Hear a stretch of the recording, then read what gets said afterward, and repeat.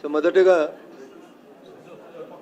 8 మంది పార్లమెంట్ సభ్యుల్ని గెలిపించి తెలంగాణ సమాజం, తెలంగాణ ప్రజలు, భారతీయ జనతా పార్టీ నాయకులు, కార్యకర్తలు మమ్మల్ని ఆశీర్వదించి ఢిల్లీకి పంపించినందుకు ముందుగా తెలంగాణ సమాజానికి శిరస్సు వంచి నమస్సుమాంజలి తెలియజేస్తా ఉన్నాం.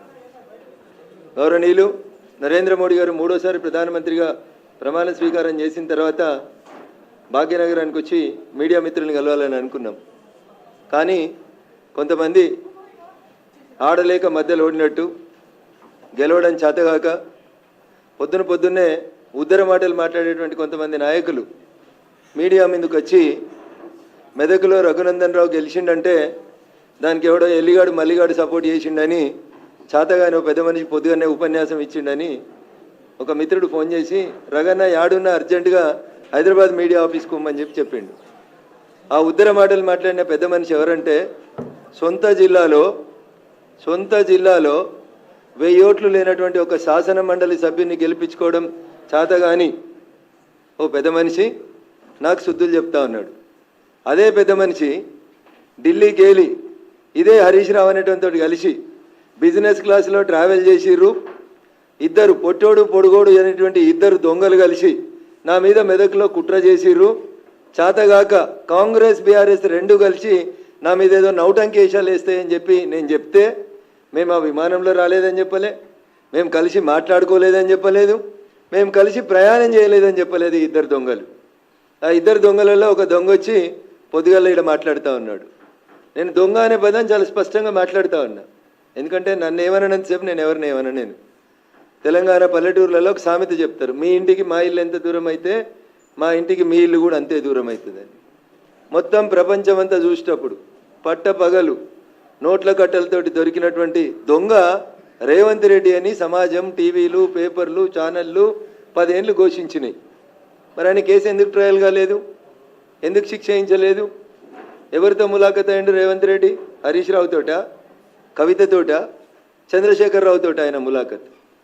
నేను అడిగిన మిమ్మల్ని సూటిగా ఇద్దరిని, ఫలానా ఎయిర్ ఇండియా విమానంలో 19వ తారీఖు రోజు రాత్రి మీరిద్దరు బిజినెస్ క్లాస్లో 2 గంటలు ఏకాంతంగా జరిపిన చర్చలు ఏంటంటే చెప్పడం చేతగాలే. ఏమన్నాడు ఆయన? రఘునందన్ రావును గెలిపించేందుకు సిద్దిపేటలో హరీష్ రావు అనేటోడు బీఆర్ఎస్ పార్టీ ఓట్లని బీజేపీ పార్టీకి వేయించిండు అని మాట్లాడిండు. నేను అడుగుతున్నా, నాకు సంస్కారం ఉంది, నాకు చదువు చెప్పిన సార్లు కొంచెం మంచి చదువు చెప్పారు. నేను లాస్ట్ టైం కూడా రేవంత్ రెడ్డి మెదక్కి వచ్చి నా గురించి మాట్లాడినప్పుడు చెప్పిన, రేవంత్ రెడ్డి నేను నీకంటే 2 ఆకులు ఎక్కువ చదువుకొని వచ్చిన, తెలుగు, హిందీ, సంస్కృతం, మలయాళం, కన్నడలో కూడా నీకంటే మంచిగా మాట్లాడగలుగుతా అని చెప్పిన. కానీ నా సంస్కారం, నాకు చదువు నేర్పించినటువంటి గురువులు చెప్పినటువంటి విద్య నాకు అడ్డం వస్తుంది అని చెప్తా ఉన్నా. నేను సొంత ఊర్లో ఎమ్మెల్సీ గెలవడం చేతగానోడు, పోనీ సొంత ఎంపీ సీట్ అన్న నిలబెట్టుకున్నాడు అంటే ఎన్ని ఓట్లతో ఓడిపోయిండో ఆయనకే తెలియాలి. ఆయన గెలిచింది అత్తేసారి 5,000 గెలిచిండు. ఇవాళ ఆయన ఓడిపోయింది ఎన్ని వేలతో ఓడిపోయిండో, ఎన్ని లక్షలతో ఓడిపోయిండో నాకంటే ఎక్కువ మా మీడియా మిత్రులకు తెలుసు. సొంత ఊర్లో ఎమ్మెల్సీ నిలుపుకోవడం చేతగా లేదు, పెద్ద పొంకనాలు కొడుతూ ఉంటాడు, పెద్ద మాటలు మాట్లాడుతూ ఉంటాడు. అధికారంలో లేనప్పుడు ఎన్ని మాటలు మాట్లాడిండు. ఇవాళ అధికారంలోకి వచ్చి 6 నెలలు అయింది. ఏం చేసినావు? ఒక్క జీవో తెలంగాణలోకి సిబిఐని రాకుండా నీకంటే ముందున్న ముఖ్యమంత్రి ఒక జీవో తెచ్చిండు. నువ్వు సక్కనోనివైతే తెలంగాణలో తప్పు చేసిన వాళ్ళని జైలుకు పంపించాలనే కోరిక నీకు నిజంగా ఉంటే సిబిఐని రాకుండా నిషేధించినటువంటి జీవోని ఎత్తేయడంలో రేవంత్ రెడ్డికి ఉన్నటువంటి కష్టం ఏందో ఒకసారి చెప్పాలి. ఎందుకంటే ఆయన మీద కూడా రేపు మాపో వస్తుంది అనేటువంటి బాధ, భయం ఏమన్నా మనసులో ఉందేమో ఒకసారి ఆలోచించుకోవాలి. నిజంగా 2013 మేలో బయటకు వచ్చిన తర్వాత టీఆర్ఎస్ పార్టీ నాయకత్వం మీద, చంద్రశేఖరరావు మీద, హరీష్ రావు మీద రఘునందన్ గత 10-12 ఏళ్ల నుంచి రాజీ లేని పోరాటం చేస్తుండనేది మా మెదక్ జిల్లాలో చిన్న పోరాన్ని అడిగినా కానీ చెప్తారు. రఘునందన్ రావుకి కాంప్రమైజ్ పాలిటిక్స్ తెలివై, రఘునందన్ రావు కాలుమొక్కుడు తెలియదు. రఘునందన్ రావుకి తెలిసింది ముక్కుసూటిగా మాట్లాడే తెలుసు. చంద్రశేఖరరావు అయినా గట్లే మాట్లాడతాడు రఘునందన్ రావు, రేవంత్ రెడ్డి అయినా గట్లే మాట్లాడతాడు. 10 ఏళ్ళు జయ జయ హే తెలంగాణ జననీ జయకేతనం అనే పాటను గుర్తించే సూరత్ లేదని చంద్రశేఖరరావుని నిండు అసెంబ్లీలో నిలదీసిన ఒకే ఒక ఎమ్మెల్యే ఎవడంటే అది రఘునందన్ రావు తప్పితే ఇంకొకరు కాదు. ఇలా దానికి సినిమా బాణీలు, సినిమా వేషాలు, సినిమా రంగులు అద్ది ఈయనేదో క్రెడిట్ కొట్టుకునే నాటకాలు చేసాడు. మాకు రాదు రేవంత్ రెడ్డి గారు.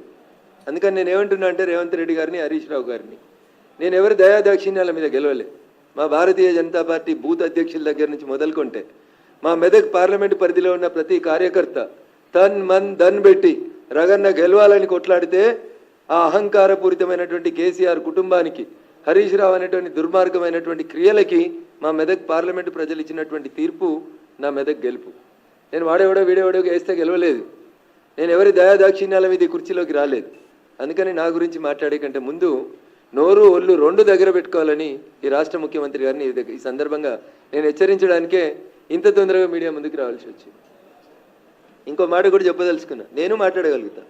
ఏం మాట్లాడతావు రేవంత్ నువ్వు నాతో మాట్లాడాలంటే? ఎందుకు మరి మల్కాజ్గిరిలో నువ్వు ఎవరిని పెట్టినావు క్యాండిడేట్ను? పక్క జిల్లా వాళ్ళని తెచ్చి ఎందుకు పెట్టినావు? ఎవరికి అమ్ముడు పోయినావు? ఎవరికి అమ్ముకున్నావు మల్కాజ్గిరి సీటు? ఎంతకు అమ్ముకున్నావు? నువ్వు గెలిచిన సిట్టింగ్ సీటు ఓడిపోతే మాట్లాడే తెలివి లేనివి మెదక్ గురించి ఎందుకు నువ్వు మాట్లాడుతూ ఉన్నావు? ఏదో బీసీ బిడ్డనట, ఎప్పుడు యాదికి వచ్చిర్రు బీసీ బిడ్డలు? ఆ బీసీ బిడ్డ నీ మహబూబ్ నగర్లో ఒక్కడు గెలిచిండు కదా, మరి ఆ బీసీ బిడ్డకి ఎందుకు మంత్రి పదవి ఇవ్వలేదు? ఆ కులం మీద అంత ప్రేమ ఉంటే, బీసీల మీద అంత ప్రేమ ఉంటే క్యాబినెట్లో సగం ఎందుకు ఇవ్వలే? ఏదో బీసీ కులగణన చేస్తాం కాంగ్రెస్ చెయ్యి, 6 నెలల నుంచి ఎవడొద్దన్నాడు? సర్పంచ్ ఎలక్షన్లలో కూడా ఇదే రిజల్ట్ వస్తుంది. ఆడలేక మధ్యలో ఓడిందని గెలవడం చేతగాక సొంత ఊర్లో గెలవనున్నాడు, పక్కన ఉన్నవానికి శుద్ధులు చెప్తాడు. సొంత ఎంపీ ఓడిపోతివి, సొంత ఊర్లో ఎమ్మెల్సీ ఓడిపోతివి, ఆఖరికి నీ పాలమూరులో నాకు అనరాదా అన్న? వంశీ చంద్ అంటే నీకు పడదు, వంశీ చంద్కి ఢిల్లీలో పరపతి ఉంది కాబట్టి వంశీ చంద్ను ఓడగొట్టేందుకు నువ్వు ఒక పక్క పార్టీకి మద్దతు ఇచ్చినావని నాకు అనరాదా అన్న? నేను మస్తుగా అనగలుగుతా, మంచి మంచి మాటలు అనగలుగుతా, తలకాయ ఆడబెట్టుకోవాలన్నా కూడా అర్థం కాని మాటలు అనగలుగుతా. కానీ నేను అంటలేను, ఎందుకంటే మా అమ్మ నాన్న నాకు సంస్కారం నేర్పించారు కాబట్టి. నువ్వు ఇన్ఛార్జి తీసుకున్న చేవెళ్ళు ఓడిపోతివి, నీ సొంత జిల్లా మహబూబ్ నగర్ ఓడిపోతివి, ఆఖరికి నువ్వు సిట్టింగ్ ఎంపీ ఉన్న మల్కాజ్గిరిలో మూతోడు జవాబు ఇచ్చిరు మల్కాజ్గిరి ప్రజలు. ఏం మాట్లాడుతూ ఉన్నావు? నాకు హరీష్ రావు సపోర్ట్ చేసినది నీకు చేతనైతే భుజంగరావు అనేటువంటి ఏసీపీ చెప్పిన స్టేట్మెంట్ మీద ఎందుకు హరీష్ రావు అనేటువంటి అరెస్ట్ చేస్తలేవో చెప్పు.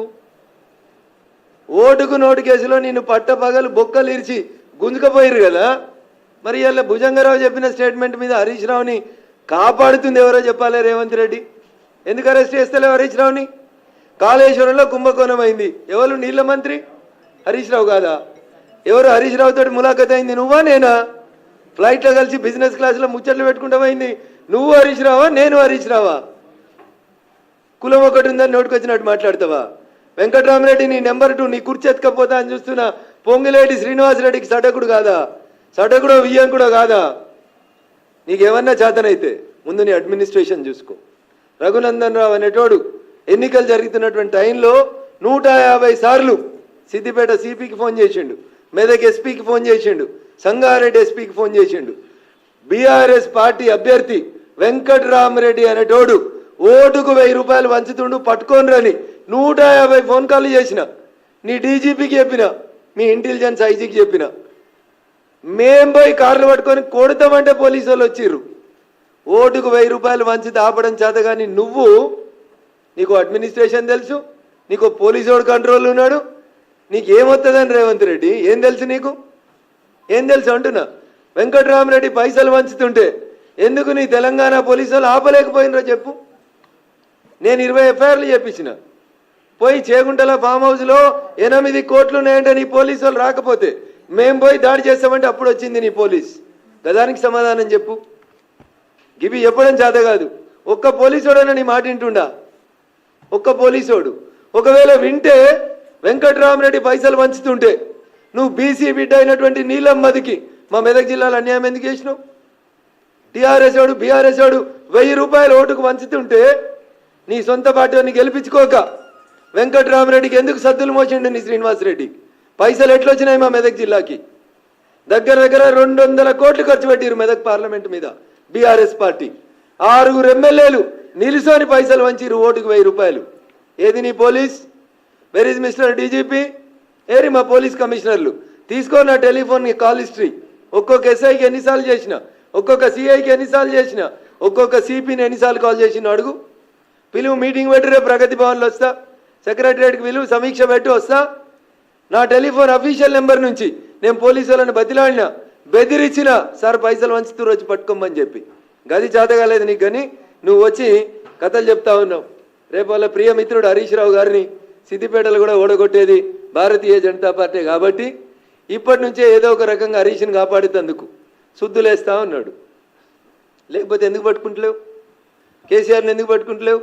రాధాకిషన్ రావు చెప్పిండు కదా, క్రిస్టల్ క్లియర్గా చెప్పిండు కదా, నేను పోయి నీకు చేత కాకపోతే, నీ పోలీసు వాళ్ళకి తెలవకపోతే రఘునందన్ అనే నేను వకీల్గా చెప్తున్నా, నా 30 సంవత్సరాల ప్రాక్టీస్లో చెప్తున్నా అని డీజీపీకి డీసీపీ రాధాకిషన్ రావు స్టేట్మెంట్ చదివి వినిపించిన, కాపీ ఇచ్చిన, ఏసీపీ భుజంగరావు స్టేట్మెంట్ చదివి వినిపించిన, అండర్లైన్ చేసి చెప్పిన ఎక్కడ వాళ్ళు చెప్పిన అనేటువంటి విషయం.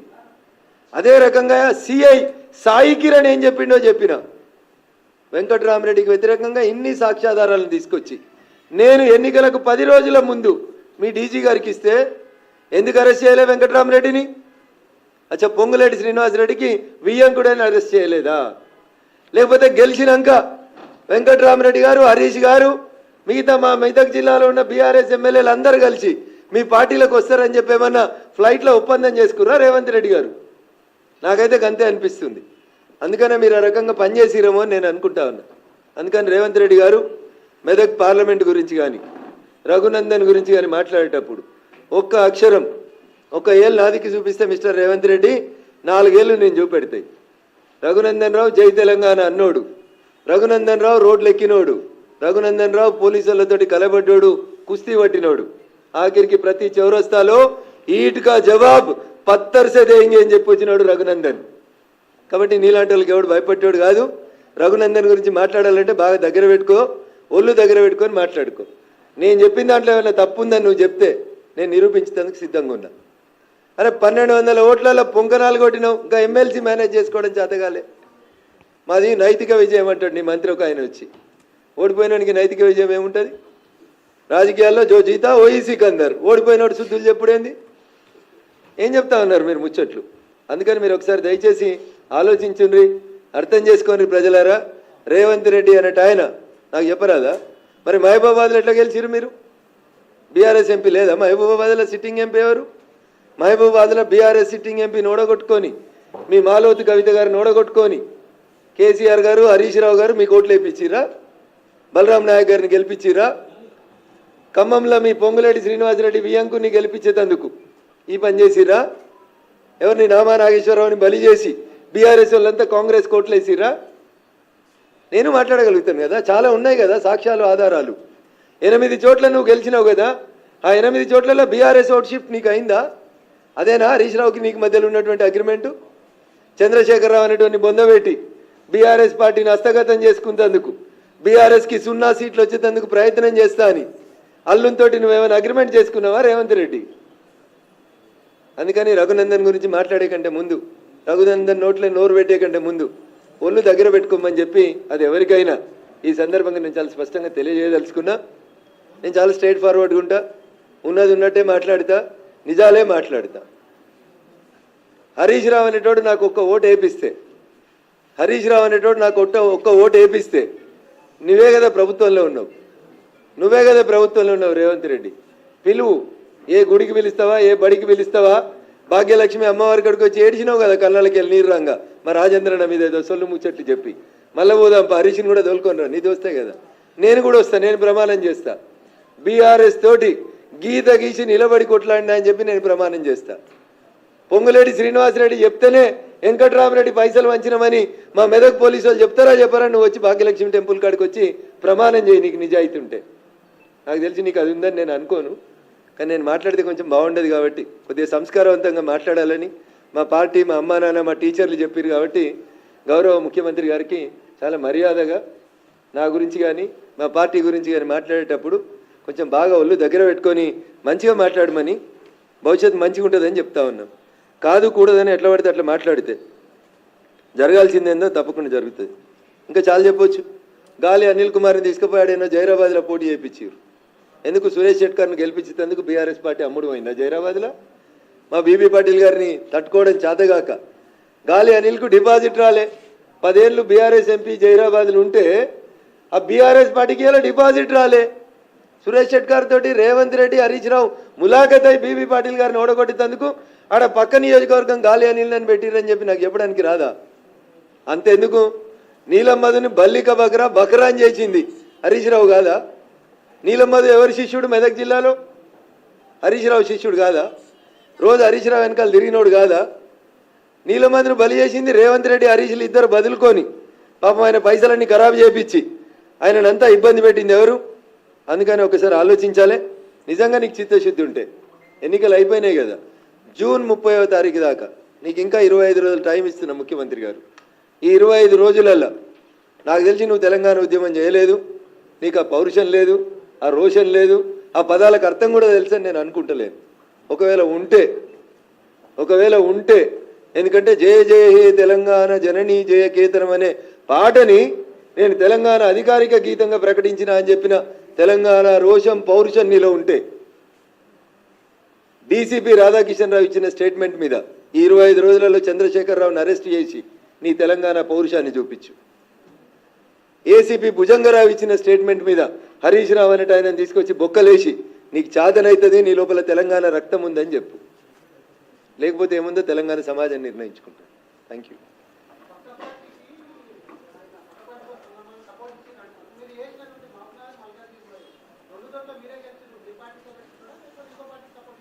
ఈ ప్రశ్న మీరు ఆయన అడిగితే బాగుంటుంది. ఎందుకంటే ఈ లాలుచితనాలు పక్క పార్టీలతోటి పొద్దుకినాక మాట్లాడుకోవడాలు ఈ నాకు రావు, మా పార్టీకి రావు. ఇవి వచ్చేది ఆయనకే వస్తుంది. అందుకని ఆయనే చెప్పాలి. ఏమైనా ఓటుకు నోటు కేసులు ఏమైనా భయపడుతున్నాడా? ఎవరికైనా సాయం చేద్దామని, ఇంకేమైనా సాయం పొందుదామని అనుకుంటుండా? ఈ has to answer those questions.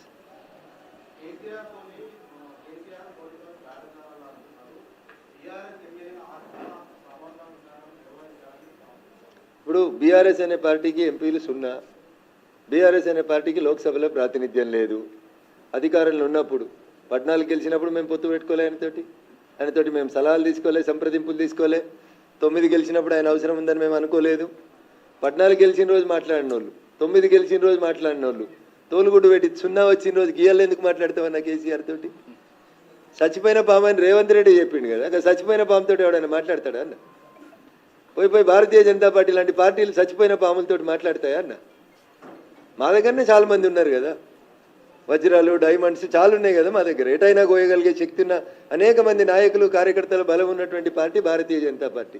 చచ్చిపోయిన పార్టీలతోటి, ఓడిపోయిన పార్టీలతోటి, 0 సీట్లు వచ్చిన పార్టీలతోటి చర్చలు జరపాల్సిన అవసరం భారతీయ జనతా పార్టీకి లేదు.